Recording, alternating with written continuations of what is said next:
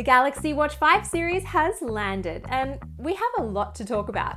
We're going to walk through a lot of the main new features, including things like new watch faces, as well as the sensors that are on board, do a bit of a workout with the Galaxy Watch 5 Pro and some of those new sports modes that it has, and most importantly, perhaps somewhat superficially, let's talk about how it feels on the wrist and do we really miss that physical rotating bezel? Well, we're going to find out. Now stay tuned for the full review, which will be coming really soon. Obviously, with 2 days use, I can't do a full deep dive for you because there's a lot more data analysis and things like that to get into. So make sure to subscribe if you're not already. Until then, this is my first 48 hours with the Galaxy Watch 5 and Watch 5 Pro. Okay, let's start things off with the regular Galaxy Watch 5 first. This is the 40mm edition, so it's the smaller of the two sizes available. I do have a fairly small wrist and it does sit quite snugly against the back of my wrist like you can see here. There's no gaps or anything like that. And I do think that that redesigned back panel that is on the Watch 5 series does go a long way to help keep it more snug on my wrist compared to, say, the Galaxy Watch 4 Classic that I've also been wearing in the same size, which just doesn't sit as securely against the wrist. All right, let's look at some of the watch faces because I don't know about you, but I like a couple of new watch faces just quickly. There are a few new ones that I found on the Watch 5 so far, including Garden, which is this one here. And then we have Gradient Number. This one kind of looks a little bit similar to that big blob one that you might remember from the Watch 4. Big blob is not the technical correct name, but I'm going with it. The big change is that you can add complications to the side of this one. Now we have to talk about the lack of physical bezel, which I'm not gonna lie, I'm still kind of sad about, but the touch bezel I feel has potentially improved a little bit over when I've last used it on the non-classic Galaxy Watch 4 series. But if I go slow enough, I do feel like it gives me a similar experience to the physical rotating bezel. But yeah, I still miss it. The rest of the interface looks pretty much exactly the same as it did on the Watch 4, especially if you have the latest One UI update, so no big changes there. The sensors haven't really changed too much either. The blood oxygen sensor is still there. You get the heart rate sensor with high and low heart rate alerts, the ECG or electrocardiogram app, as well as the bioimpedance sensor to give you an analysis of body composition. The one sensor that I can't show you yet is the skin temperature sensor on the Galaxy Watch 5 series because it's not active yet at the time of recording, but hopefully soon. But I can show you this sensor on the back. That's the infrared sensor. It's taking skin temperature and probably more often than not, it's going to be used during sleep. The Watch 5 also will have some improvements to sleep tracking. I've been wearing it to sleep, and as you can see, even though I've got some good time of sleep, the actual quality probably wasn't so great. 67 as a sleep score is pretty low. That's because I was awake, probably thinking about what I was going to say in this video. Anyway, you get your sleep stages all listed here, which is not anything really new if you've seen a lot of other wearables that do the sleep stages. And more importantly, if you wear this for 7 nights in a row, you'll get a sleep animal that represents how you sleep and a sleep pattern. Then it's also going to give you a guide on how to improve your sleep over 5 weeks. Obviously, I haven't had it for 7 nights yet, but stay tuned. I will let you know how useful that sleep guide actually is. Being a Wear OS watch, of course, Google Apps, yay! And the Google Assistant, more importantly. Now, just be aware, it does come with your old mate Bixby as the default. I went in straight away and changed it. Other Google apps include the ability to have YouTube Music and Google Maps here, as you can see too, which is nice. And some quick battery impressions so far over the past 48 hours.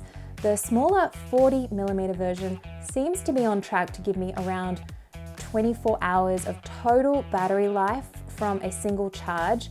Maybe I can eke out a little bit more from it because I did a really long 1.5 to 2 hour workout yesterday, which you will see shortly with the Galaxy Watch 5 Pro, but it was probably a little longer than kind of like a normal day, so that might have impacted battery life. More testing needs to be done. Stay tuned and I'll let you know. Oh, and that was with the always on display off. So I'm sure with always on, it might drop a little further. All right, Galaxy Watch 5 Pro time. This one, obviously much larger than the Galaxy Watch 5 that I've been wearing. This is 45 millimeters, it's only one size. And even though I have a really small wrist, or I wouldn't say really small, but it is, a fairly small wrist, I do feel like it does sit fairly securely on my wrist. Definitely thicker than the Watch 5 regular version, but that's because it's got a bigger battery and a more durable construction as well. The watch strap also works in a different way to the Watch 5. It has a magnetic clasp. This is the Pro Analog watch face. Yes, you can also get this on the regular Galaxy Watch 5, so don't be too alarmed if you really like it, but you think this is going to be too big for you. It actually also has this option where you can change it to actually have the compass, which is kind of nice. The touch bezel on this one, I feel actually works better, not just because it's, functionally better or anything like that, but really because you have that raised lip of the actual physical bezel on the watch to stop your finger from kind of rocking and rolling outside of the boundary, which really helps me at least. The sensor's overall functionality and the interface pretty much the same as the regular Galaxy Watch 5, but there is something new in terms of the software: roll tape. The Watch 5 Pro has a couple of extra sports features that the regular Watch 5 does not have, including TrackBack. This is the first day of wearing the Watch 5 Pro. I am on a hike with my dog in the middle of Golden Gate Park in San Francisco, so I'm going to test it out and see if it can navigate me back to my starting point. It's really easy to activate. You just go into the settings while you are currently doing any particular workout and then find the TrackBack feature, and it should navigate you back to your start point. So let's see if it can get me back home.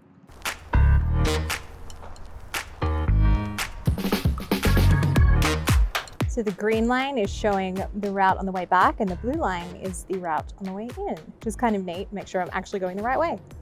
I think I should just rely on my dog rather than the watch because she seems to know the way to get out. But the watch is telling me I need to turn pretty soon anyway. And this is exactly the route that I came back in on. Made it out to at least the traffic lights, which is a good sign. Oh, this is good. It says my next turn's coming up, so it buzzed and it gave me a little notification. I just pulled out the phone too late to capture it, but you get the idea. And we're back. It worked. One other sports feature that is new is the ability to import route information from a GPX file and then get things like turn-by-turn navigation. It'll ask me to pull up my phone and then bring up this page that says about routes and then import a GPX file. Here's one I prepared earlier. That was a nice long bike ride, and make sure that it's chosen as cycling or hiking. Okay, there it is on the watch itself. And now we can just start the route and it's going to give me turn-by-turn navigation and show me the map as we go. Again, like the Watch 5, still lots of battery testing to do on this one, but to give you an idea of battery drain, that walk and the hike that you just saw that took 1.5 hours, the battery dropped about 15%. So the claim is to have 20 hours of GPS usage. So we'll see. We'll see if we can get there. I don't know if I'm up for a 20-hour hike, but let me know. I'll see what I can do. Those are some early first impressions of the new Galaxy Watch 5 series. If you had a question that I didn't answer in this video, do leave me a comment and let me know. I'm going to be answering as many of them as I can over the coming days, as well as addressing some of them in the full review, which is coming soon. Obviously, lots more testing to be done in the meantime. Thanks again for watching, and I'll catch you next time.